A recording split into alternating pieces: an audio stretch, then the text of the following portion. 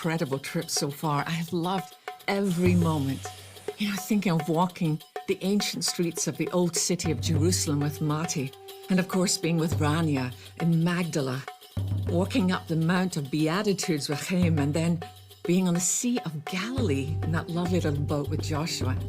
And today, I'm going to be meeting Franny, and we're going to be looking at where they've recently been excavating the Pool of Siloam. I know she's going to have many stories to tell us.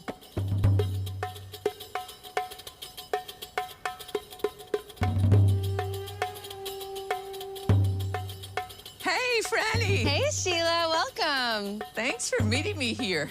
I'm so excited to show you some amazing things. I've heard that you have so much knowledge of this area. So my first question is, where are we? But hey. Hi. Hey. Welcome to the city of David. Wow. This is the ancient city of Jerusalem. If you want to understand what Jerusalem really is, you have to kind of peel away all the layers and go back to the beginning where it started. Here on this small little hilltop, just south of the Temple Mount, south of the Old City, this is ancient Jerusalem, the ancient city of David. And I want to show you what that looks like. Yes. Okay, so right now we are standing right down here. Okay. Right at the bottom of this little hill, right? There's a valley on this side. This is the Kidron Valley. Very famous valley where David runs away, right? Yeah. Big stuff happening, the Mount of Olives. We have another valley down here. We're gonna walk up this. And in between these two valleys is the ancient city of David. This spot, right outside the old city, was covered in fields. Wow. Total fields, right?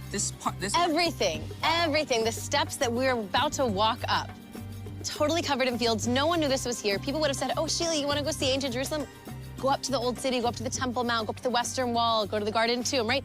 Go up there. That's where ancient biblical Jerusalem was. And it was because all of this just lied, waiting patiently, almost like the lost city of Atlantis. Gives me chills. Right? And then, quite by mistake, right? A man by the name of Captain Charles Warren, he's sent by Queen Victoria in 1867. She says, I want you to go dig on the Temple Mount, right? Find remnants of biblical temples. And he can't, because the Temple Mount is totally closed off. And he goes down to the main source of water.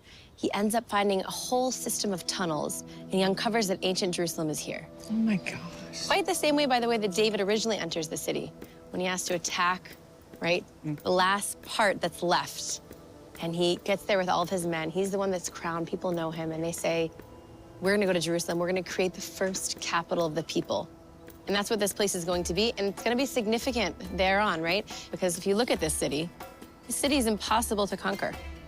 Yeah. I mean, it's high up. it's high up, It's surrounded by walls. surrounded by walls. The only source of water is totally surrounded. This is the only place in the world where you can see 150-foot remnants of a Canaanite fortress. Wow. And he stands down here, and the king of the Jebusite city looks down and he says, you can't come here unless you go through the blind and the lame. Wow. Meaning I could put blind and lame people on my walls. I know what you're thinking. You're going ahead, right? We're gonna get, I know, I can It's read exciting. you, right? And David says, anyone who can infiltrate the water system, climb up a tunnel behind the enemy lines, open up the city, he's gonna do that. And that's what happens is Joab, he's gonna climb up this tunnel underneath the city, open up the gates, Jerusalem is born. History's changed forever. And it's the same way that thousands of years later, Captain Charles Warren is hiking up a random tunnel in the middle of fields, and he discovers ancient Jerusalem. There's something that's connective here. Wow.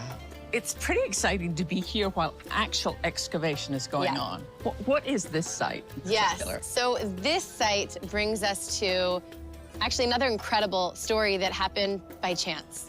If you would have come here before 2004, there was a road here and there was a big garden. I kind of showed you a picture of it, right? We're standing right here, all of these trees. And what happened was there was a snowstorm and a pipe exploded. And they said, all right, we got to fix the road. They bring in some excavators and they bring in an archaeologist. He says, wait a second, I got to make sure there's nothing, old here, important. Yeah. And they hear scraping, and he says, there's something here, we got to dig. And he starts digging, and he finds these steps. You see these? 1, 2, 3, 5 steps, and then a larger step. And then 5 more steps down here. And then he finds a corner. Do you see the corner right behind you? Yeah.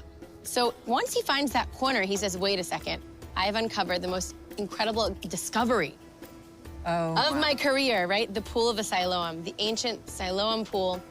Now, this pool originally was built by Hezekiah to save the city from the Assyrians. Later, it was renovated by Herod, and we have a pool that is about the size of 2 Olympic pools put together.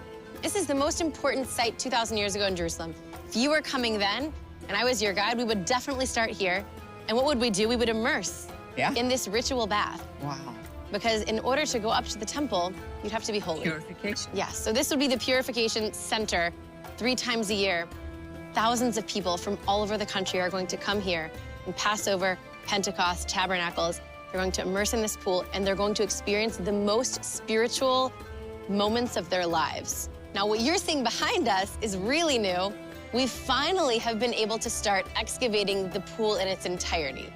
So really, you're seeing history kind of being uncovered, not unfolding because it's here. It's waiting for us, but it's being uncovered again for our eyes to see. You know what's amazing to me, Franny, is that I've had the privilege of going to so many different spots. And in many of them, it's like, well, Jesus could have walked here because that was my heart. I want to walk in the footsteps of Jesus. This is one place where I can say 100% without a shadow of a doubt, Jesus was here. Yes, this site, 100%. If you were Jewish 2,000 years ago and you were in Jerusalem, you were definitely on these steps and about to walk up where we are going to walk up now, because it didn't just start at the pool. And we have this, you know, the famous stories of the Siloam pool, which I'm sure are like, oh gosh, yeah, in John's Gospel. Right? Or sitting in your head. Yeah, the blind man, where Jesus spits on mud and puts it on his eyes and then tells him to go wash in this pool. Go wash in this pool. This is that pool. And what we're going to do now is something that really, for thousands of years, has not been something you could do. Today, you can stand here at the Pool of Siloam, and together we can actually continue walking, because the story didn't end when he finds this pool. He continues digging, and he finds a tunnel. And in that tunnel, he's like, what is this thing, right? He's digging and digging and digging, and the tunnel's going all the way up. And he uncovers something quite spectacular, and it's going to be groundbreaking. He uncovers the ancient pilgrimage road. So meaning people started at the pool, but their goal was the temple, right? They started here, and this was their journey that they were going to take. And I would say, if there's anything that is amazing to do in Israel, this is probably #1. So we're starting here, and we're going to do our own pilgrimage. Oh gosh, Franny, lead on. We'll be right back after this short break. I've been compared to the greatest Yankee first baseman of all time, Lou Gehrig. But you know what? It scares me.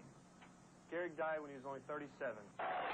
In the last year of his life, someone had to wipe his nose, someone had to tie his shoe, and someone had to feed him like a baby. ALS killed him. Today, it can happen to me or you. ALS isn't a rare disease, but we can make it one. So please support ALS. A message from Major League Baseball.